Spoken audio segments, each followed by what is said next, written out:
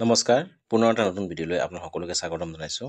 আজিৰ ভিডিঅ'ত আপোনালোকক এমাজনৰ নতুন ৰিক্ৰুটমেণ্ট নটিফিকেশ্যনৰ বিষয়ে জনাম।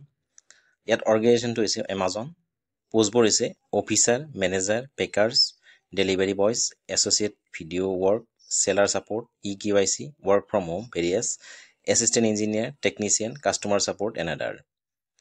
এপ্লাই মোডটো অনলাইন হ'ব আৰু অল ইণ্ডিয়া মেল ফিমেল দুয়োটাই আবেদন কৰিব পাৰিব। এমাজন নিউ ৰিক্ৰুটমেণ্ট 2025 চেলাৰী ইয়াত আপোনালোকে 32,000 টকাকৈ প্ৰত্যেক মাহে দৰমহা লাভ কৰিব। কিমান লাভ কৰিব? 32,000 টকাকৈ প্ৰত্যেক মাহে দৰমহা লাভ কৰিব। এমাজন ভেকেঞ্চি 2025 এজ লিমিট ইয়াত মিনিমাম এজ 18 বছৰ আৰু মেক্সিমাম 50 বছৰলৈ আপোনালোকে আবেদন কৰিব পাৰিব।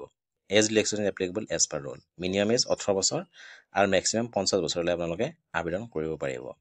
এপ্লিকেশ্যন ফিজ ফৰ জেনেৰেল অফিচ কেণ্ডিডেট কোনো ধৰণৰ এপ্লিকেশ্যন ফিজ দিব নালাগে। ফৰ SC ST PW কেণ্ডিডেটসকলেও ইয়াত কোনো ধৰণৰ এপ্লিকেশ্যন ফিজ দিব নালাগে।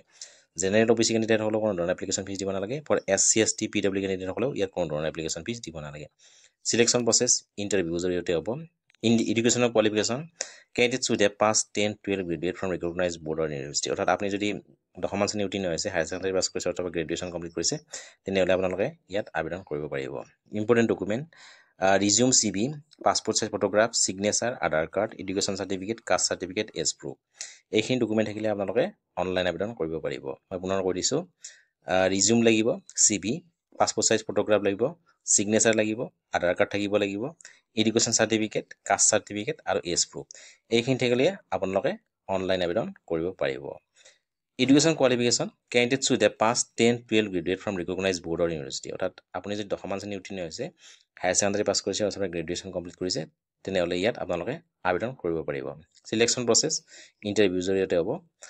এপ্লিকেশ্যন ফিজ ফৰ জেনেৰেল আৰু OBC কেণ্ডিডেটসকলে ইয়াত কোনো ধৰণৰ এপ্লিকেশ্যন ফিজ দিব নালাগে।